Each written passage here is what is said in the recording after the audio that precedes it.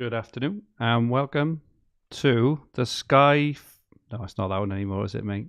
Tears in the eyes, tears in the eyes. I could tell that was a bit. I could tell that was a bit. You're a bad actor. How are you doing, mate? It's been a few weeks now, hasn't it? Yeah, not bad. Back from international duties last weekend, and was over in Portugal for the game. How did you enjoy? It was they won at the end, didn't they, Portugal? Yeah, I've now seen Ronaldo and Messi score live, Oh, which I really? hadn't couldn't say before that. Oh, Yeah, Barcelona were doing a trip to Scotland back in the day to play the only two teams that they had played competitively in Scotland and not beaten. So they hammered us 6-0 and hammered Dundee United 6-1. my goodness. And Messi scored that night, and then and I've obviously seen Ronaldo scored the winner against us last weekend. But yeah, it was good trip. Lisbon was a lovely city. There can't have been too many Brits seeing Messi and Ronaldo both score live, unless they're like, oh well, I suppose they both did. They both score at Old Trafford. Obviously Ronaldo did. Did Messi score at Old Trafford, or was it? I can't think. Not sure. I don't know. Anyway, Not sure. He wasn't in that. He wasn't in that Barca team when they had the massive ding dongs with Man United back in the day, was he? When Ronaldinho and etc. was playing. Maybe I can't remember. My timelines are mine's affected now. Getting a little bit. Mine's a bit hazy as well. Welcome those who've joined us in the chat. Dave Hannigan, Chris Harvey, Darren Malloy, and Matt Woolley. I'm hoping that we seem to have a bit of latency for some reason. I've no idea why. So apologies if things are coming across a bit slow. Please let me know in the chat if everything is coming through all right. I have no idea why it's coming through so slow. Sparky Hughes is in as well. Hi from an FF Hub newbie. Welcome, Sparky. Hope you're doing well. And Viney62 is in as well. If you are in, give us a shout and tell us how you're getting on so far this season. Paul, we missed last week. You were away. I think we're going to try and do the 6 o'clock slot now every Monday or most Mondays. Hopefully this will work for us both going forward now. Looking forward to chatting fantasy. I noticed yesterday, as always is, I was in the pub watching the Spurs and Arsenal game, and I thought, I haven't checked the ultimate leaderboard. So I had a quick check, and I was ahead of you, and I was like, I get to go in tomorrow night, and just ahead of Paul. And then obviously Gabriel scored, who I think you've got in FPL, and just shot you ahead of me. So that's not happening. I've got my Telegraph as well. Ah, lovely, fantastic. Thanks for that as well. Thanks for the extra kick in the ribs. But yeah, it's really, really close. And how's your last few weeks been, and how are your teams shaping up? Want to start on FPL? Yeah, go on. Yeah, it was like slow motion, that corner, and I think Spurs just cannot defend set pieces, right? And I thought it was really poor from Romero as well, and it didn't get talked about him. I know there's a little nudge, a little push as he goes up, but knowing that you're defending against the biggest threat from the opposition and how good he is attacking set pieces, I thought it was really, really poor defending from him. I was having a bad week in FPL until that point in time. So the 15-pointer from Gabriel came in massively handy. Scored a quarter of my. Considering I've got Haaland in my team, who got a captain, got 26 points. Gabriel got a quarter of my points from the team. So 60 for the week, which in isolation doesn't sound great, but then when you look around some of the scores and you see some of the wild cards that were played on X and bringing all these Liverpool players for their plum fixtures. Well, I made the two moves. I had 2 frees, so I brought in João Pedro and Salah from Saka and Isak. But I was actually up from the move because, and I know Saka got 7 points, because I would have benched Emil Smith-Rowe, who I did bench, but then he came in anyway, so it actually worked out. It actually worked out favourable by 2 points. But then I lost 2 transfers, so I take that into consideration, obviously. But no, I had an okay week, or a good week, 60 points. I do have some problems in my team. Muniz, Shota, who I'm not particularly happy with, but I intend to wildcard in game week 6. I think the swing's too big, and considering my team, it's the right thing for me to do. And my team's okay for next week. I may or may not use my transfer. Kind of stomach Faz at home to Everton defence when I could get a Porro or Robertson in perhaps as an option. But if not, then I'll hold out and then just carry the transfer through wildcard in game week 6. I know Visser's out, which might change kind of what some of my surround thinking was for game week 6 wildcard, but I still think there's enough good players at enough good value that have got good fixtures from that point onwards that I would play it regardless. I think the Salah to what about you? I think the Salah to Saka move almost cemented that in. I think, didn't it, for lots of people? I did exactly the same. It sounds like our team is quite similar. I don't have Gabriel, sadly, but I only scored 42 this week. You've overtaken me this week, but 42 is it. Well, it doubled my rank.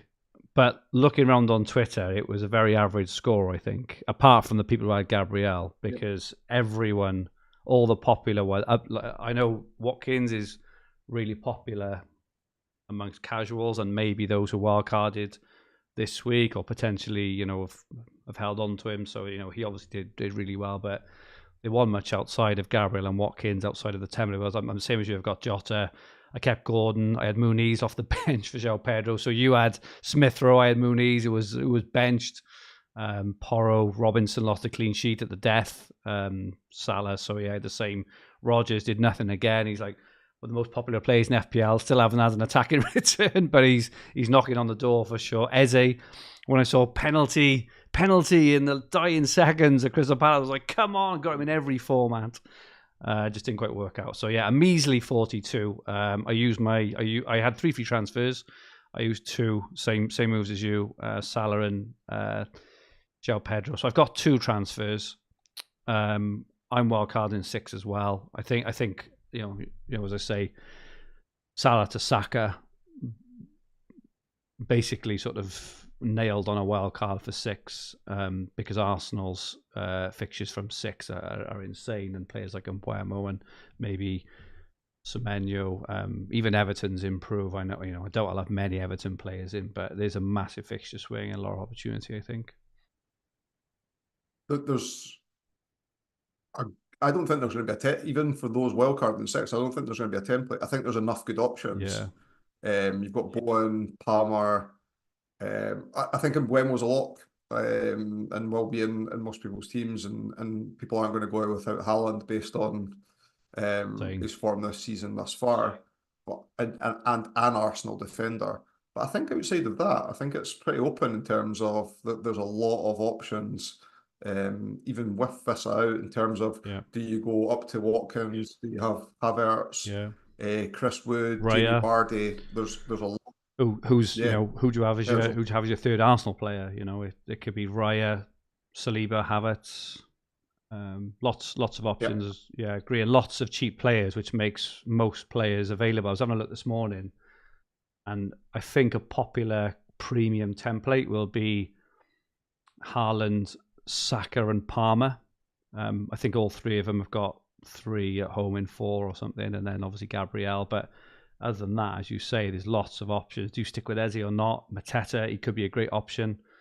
Lots of options. So I've been enjoying FPL so far this season. First time in a long time I really enjoyed FPL. Just hope João Pedro makes it back this week, because I don't really want to.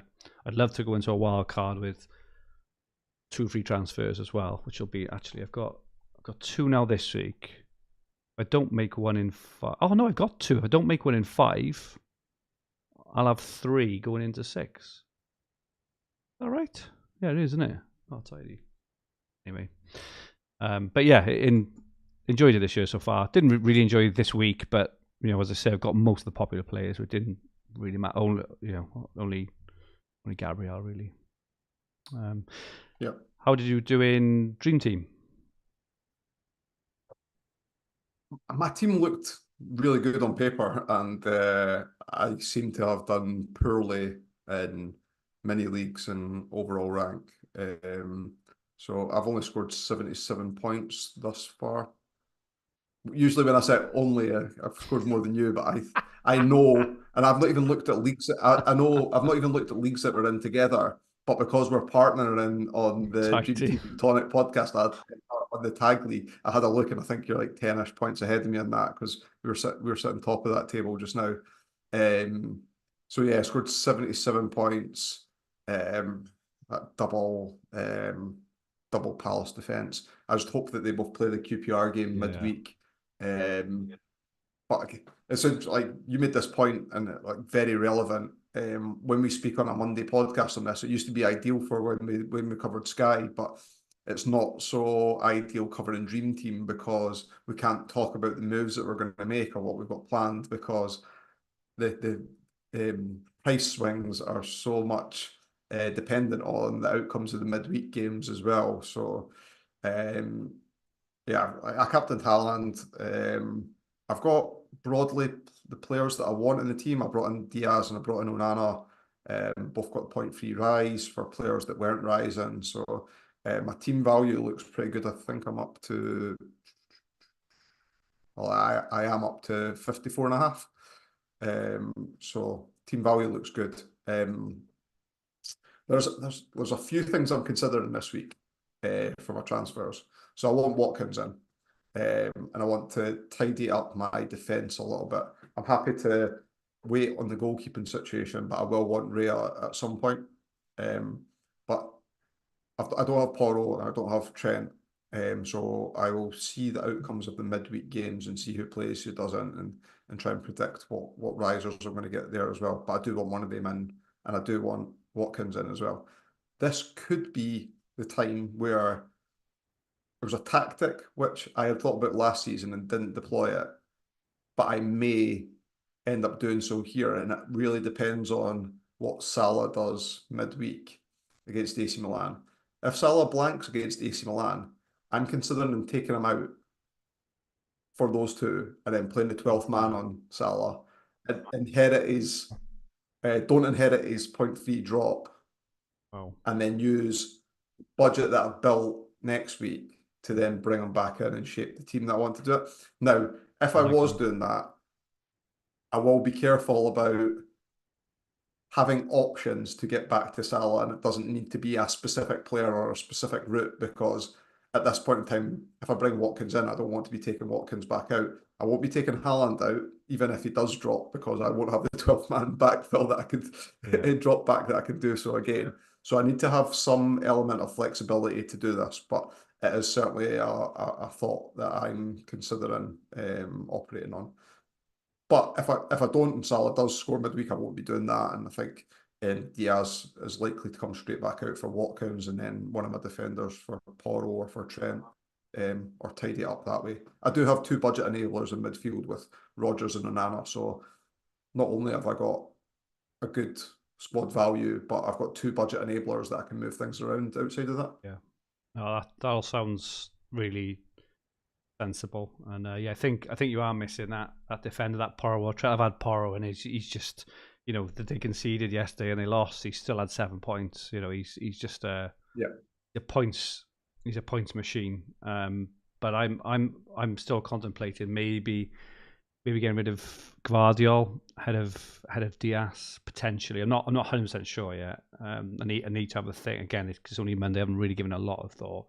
I was quite fortunate this week. I stuck with Sells, but only Sells in goals. But it was only because I wanted to make sure I got Rodgers and Diaz in. Rodgers for the fixtures more, just to get him in place as budget enabler, you know, as you say, and Diaz because obviously he's been on really good form and he was, you know, he had the big rise as well. So I wanted to get those in. But I've had a tiny look and I am a bit stuck with Iriog Bunham, who does play hopefully again this week. The Everton, he actually a point to rise this week, even though he didn't score many last week, which was quite strange. And I do want to get rid of Sal's as well, though Sal's is probably going to get another 0.2, potentially even 0.3 rise again. And the keepers, as we know, the keepers don't tend to score brilliantly in this format, so. But I've got Saka, Eze, Haaland, Salah, Porro, Robinson. Robinson only has one game from now on, but he's home to, he's so good at this game. Again, conceded another 6 points. Eze the same, didn't do a lot, 7 points. So yeah, I want to get rid of Iriog, Bunham, and Sells. I have got 2 million in the bank, but I don't get much because Iriog, Bunham's only 2.3, Sells only 2.4. So I've only got 6.4 million or something for 2 players. Can't get much for that. So I need to have a bit of a think this week. But like I say, there's a lot of European games to go. There may be a knock. Saka may be injured, right? I think it was cramp. But if he's injured, that frees up a lot of money to have a look around. I definitely want Watkins as well. But yeah, just need to give it all a bit of thought. I've got 88 points this week. I've been quite lucky the last 2 weeks. I held Semenyo last week and he came in with a 10-pointer. I got rid of him this week. So he only had one game and he blanked, and that made me hold on to Sells. And Sells came in this week with the 8-pointer away to Liverpool, obviously completely unexpected. So I'm under no illusion. I've been quite fortunate, but yeah, I'm doing all right. 1.5k overall or something like that, and yeah, got a pretty good team. I might give your 12th man thing a look next week. Have you given any thoughts using the other boosters? Because my initial thought was to maybe use them later in the season when kind of mini leagues are in the balance or something, because I think the difference with the boosters this year to last year is last year you had to almost nail a week you wanted and then set your team up, didn't you, for the part of the bus. You don't have to do that this year. It's only max captain and the goal booster, so you can play them any time, can't you? Yeah, so a couple of, without targeting a specific game week, and a couple of thoughts that I've had around it, and particularly the goal booster one, is that we're looking just now and we're creating teams that try to do two things. One is obviously score points, right? Ridiculous to say, but that's the name of the game. But also build budget, Yeah. and a lot of our transfers are earmarked around that. And if you remember at the tail end of last season, you could almost have any team that you wanted, right? And that was from building the budget well. So you could build a team that had Haaland, Salah, Watkins, and then in midfield it could have looked something like Saka, De Bruyne, Foden, Bruno, for example, whatever, something that looks like that, and you've got 7 attacking premiums. So there is a balance for me between thinking about earlier on the season when we know that the Premier League teams in the Champions League are likely to field strong teams in both competitions. But I also think there's that point of time in December where you've got double game weeks domestically as well, where again, Haaland doesn't miss many games, Salah doesn't miss many games.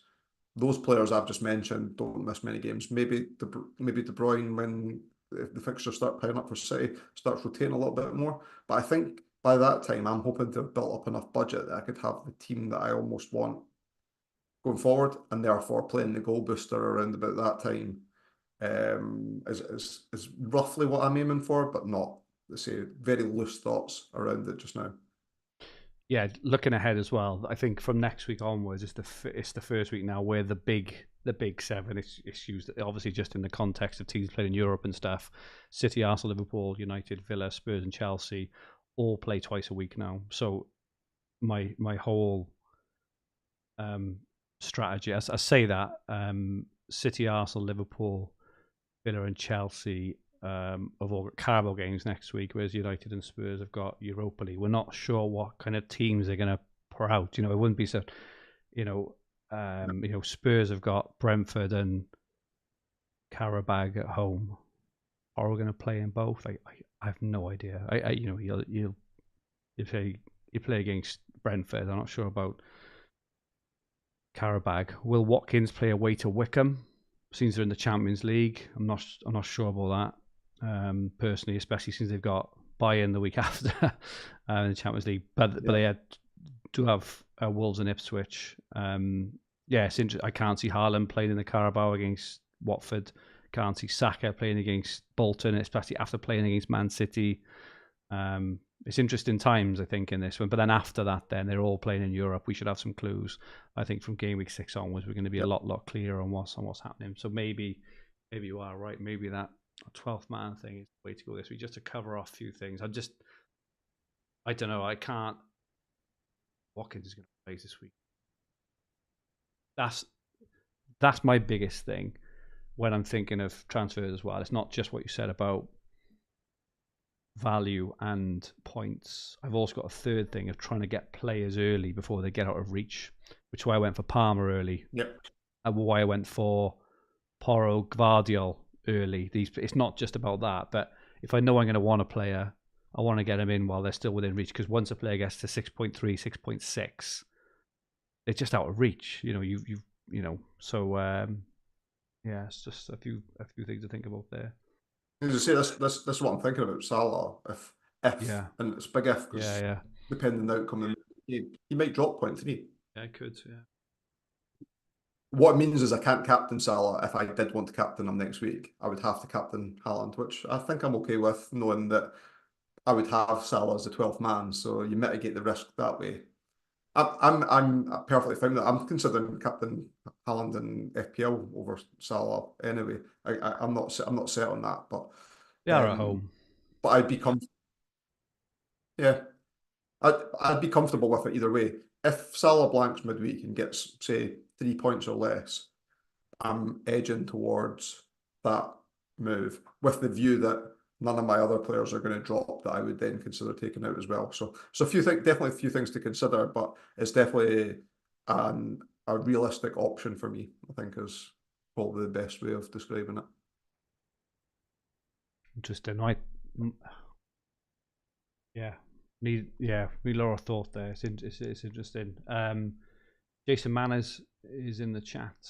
Dave Hannigan said he saw Messi and Ronaldo score against them both. Chelsea. FPL Sparta is in. Mike Blackburn. Sparky says I had FPL and some dream team. Chris Harvey, he's on 270 points in FPL. Well played. Viney said I didn't realise you could put your bench in order, so Van der Ven came in for Pedro rather than Visser or Martinez. No way. Yeah, and we've got QNTV on as well. Says I hope you're well, Paul. Legend. He's 5k. No chips used. How was your Telegraph week? Gabrielle. Good. I feel good. I think, but like I don't praise you very often, but your rare shout at the start of the season, I think, was great in Telegraph and in a move that I'm planning on sorting soon. And have you not got Raya? Who you got? Henderson or? Aye. He looked dreadful again at the weekend. This is positioning. I'd seen a lot of criticism for it, and I was like, oh, I don't see that criticism. Every time I watched him, he's looked all right. Every time I watched him this season, I thought, I could see why people are criticising him from the outside now. Like, I thought he was dreadful. Like, what was he doing for the first Vardy goal? I did match of the day challenge on Saturday, and I was like, I have a bigger coverage in defence. I've got Eze in every game. Yeah, do you know, like, sorry, the reason I'm saying this is, well, match of the day, if the game's coming early, particularly for the mid-table teams, you know there's going to be goals. Who was on first? So I'm thinking in my head, I was like, Who no, it was Villa Everton first. Yeah. And I was thinking, I had Rodgers in Dream Team, but I didn't have him in FPL, so I was kind of in two minds whether I wanted them to do well or not there anyway. But yeah, but Palace came up early, and I was like, this is going to go one of two ways. Like, either Eze's going to get a hat trick, or my defence is going to get annihilated. And it was, unfortunately, it was the latter. But no, I thought Henderson looked really poor. I'm going to rectify that in the next couple of weeks. Going to move Henderson on to Ray. I think it's just like get that Arsenal coverage in, especially before they go on that incredible run. I've already got Gabrielle, so getting that double up in at least is good. But yeah, 51 points for the weekend. I've got Smith Rowe, who's been doing really well for me. Outside of Haaland, Gabrielle. I'm happy with Gomez in midfield, although Lamina scored So 12. Lamina got 12 points, right? He Yeah, got 10 successful tackles. yeah, he's got a goal and assist this Um, season as well. yeah. Looks good. So I'm not going to do this. I'm not going to do a sideways move to get him in at any point. If I was doing a bit of maneuvering things around Yeah. and downgrading someone to upgrade someone else and chain moves, could I double up with 2 defensive midfielders from Wolves? I'm definitely not ruling something like that out as a transition, but it's not hot in the cards. I do think in a couple of weeks I might make a few moves. I've only made the one so far, just Solanke to Smith Rowe, which has worked out pretty well to date. But 51 points, 10k overall. I'm pretty happy Yeah, that's with decent. that start. What about you? What about you? 53 for the week. I did use a transfer. I started the season with Declan Rice. I was really unsure whether to start with Rice or I think it was Eze. And it's kind of cost me a transfer thing because I did Solanke to Eze. As soon as I had the opportunity to get Eze in, I really wanted him. He's done okay. I think he's got like 13 points in the 3 games or whatever it is.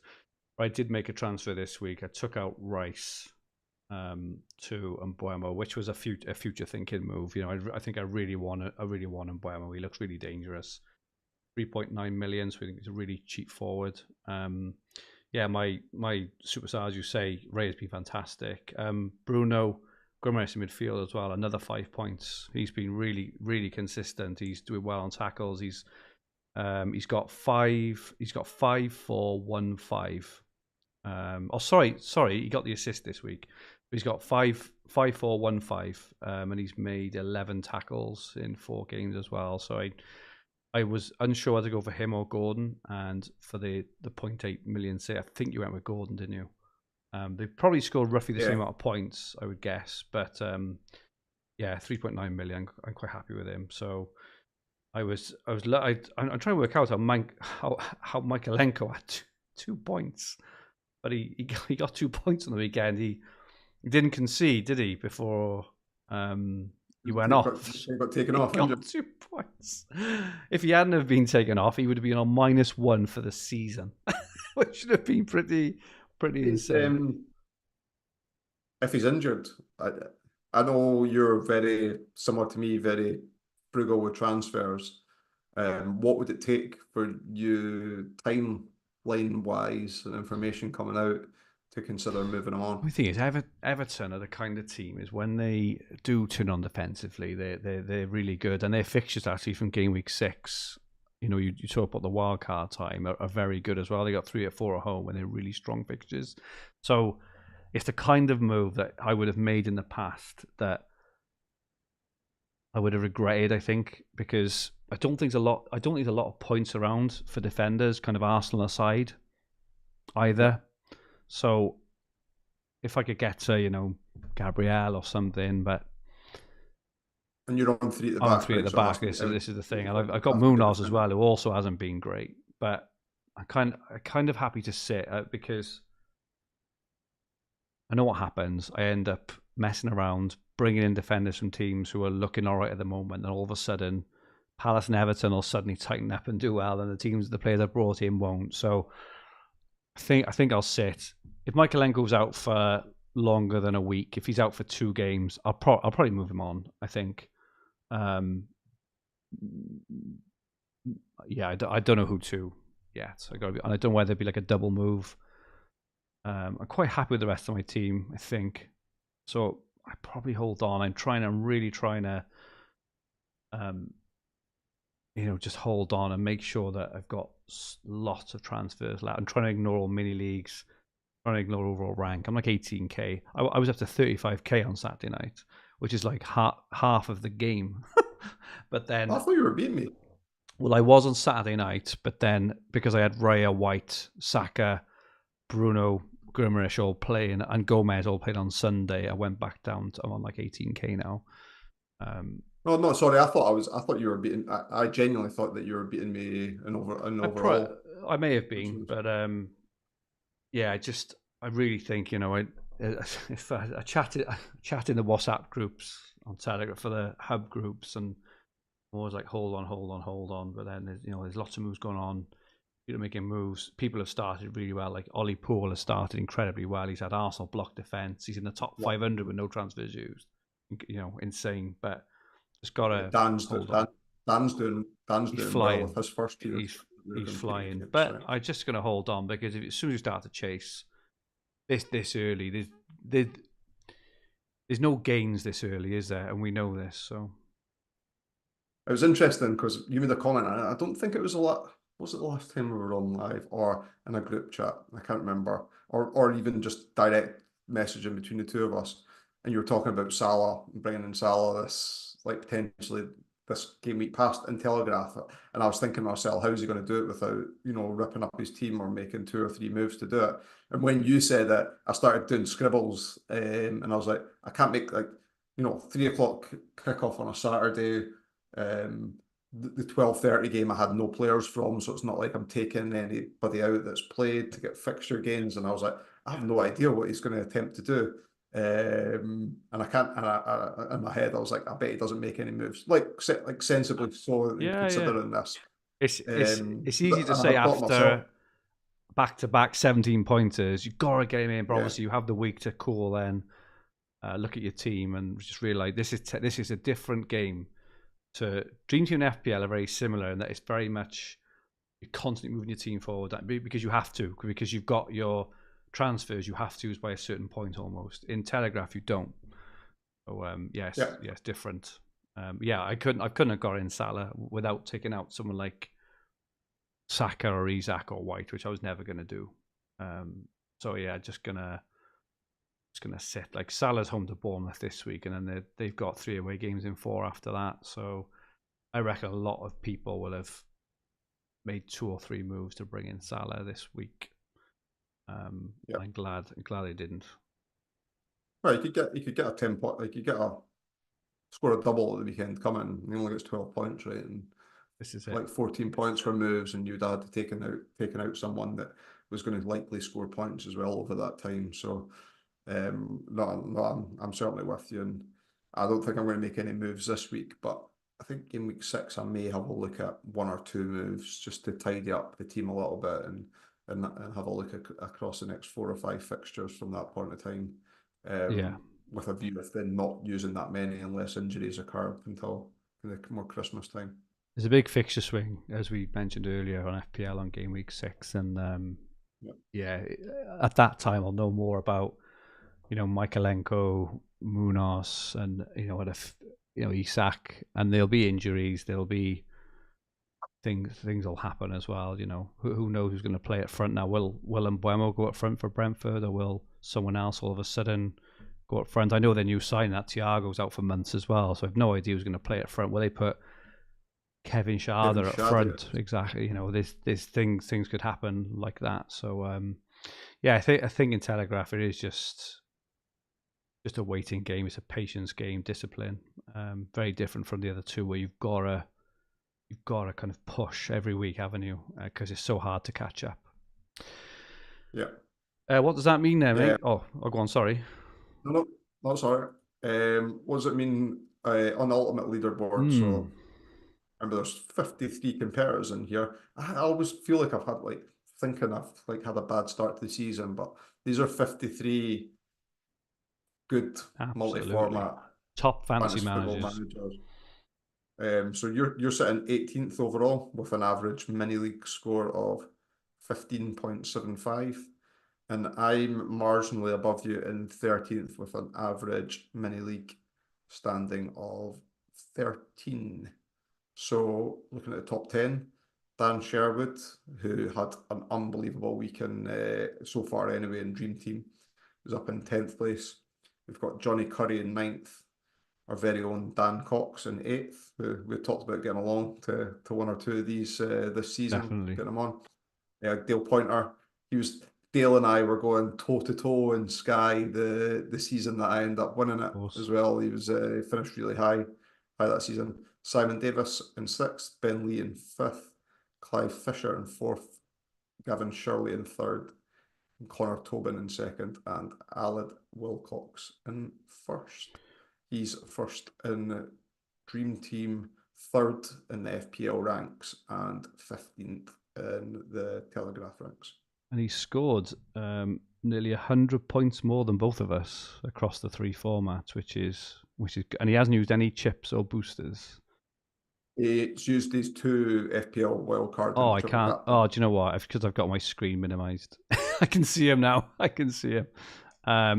You mentioned Ollie Poole. Ollie's down in 21st. He's first in Telegraph based on what you'd said before, but he's 47th in FPL. So Oh, wow. that's how he's balancing out. And I know Ben Lee of Dream Team Tonic has played his 12th man this week on De Bruyne, which was a good looking move. But obviously he only got 2 points on the weekend, so that's not the best for him. Hopefully for him he gets more, but he started really well, really consistent. I'm trying to see if anyone is. There's no one really flying all 3 formats. Alid, as you say, is probably the best, 1st, 3rd, and 15th. But one format along the way is kind of costing each person, really, in it. Dale's 4th in Dream Team, 7th in Telegraph, 30th in FPL. So yeah, this is the beauty of this game, though, right? 100%. It is. It's the ultimate fantasy player. It's who's doing well across all 3, and because it's 3, even when it's 4, you can maybe get away with your 4th one not doing that well. But when it's 3, all 3 have got to be. But you've got to have a pretty exceptional season, I think, in all 3 formats to win this. An exceptional season. I think you've got to be like in the top 5, probably, of all 3 formats to win this. Because obviously, especially Telegraph, is probably the league isn't reflective probably of how it'll end up, because you can hold back transfers. But if you fall behind on FPL and Dream Team, it's gonna be really, really hard to get it back. So yeah, really, really interesting stuff. Where's last year's winner? Let's have a quick look. James Ingram. He's currently 28th, 38th in Dream Team. So struggling a touch in Dream Team. 17th in Telegraph, which he won last year, obviously, and losing him. 28th in FPL. Not the best start for James, but as we know, it is absolutely a marathon and not a sprint. Wide open. Good stuff. Enjoying the season so far. And just to quickly look on points, I'm 17th overall. You're 14th. Simon Davis actually 2nd overall if it comes to overall points. Interestingly, he flies up there, but yeah, this is where the mini league stuff comes into his own, because he's 6th on the mini league. Yeah, because he's hammering the FPL and he's used bench boost and wild card there as well, so he got a little booster from that. Good stuff, mates. Right. Same time, same place next week. Yep. Look forward to it. It's going to be interesting. We've got all the midweek games first for Dream Team, and then we've obviously almost got like 2 game weeks. Almost like 2 game weeks before we come back. And because it's Carabao, we don't know if half the players are going to play or not. And it's gonna be an interesting week or 2. But thank you everyone for joining us, and we'll be back next week. Cheers, then. Bye.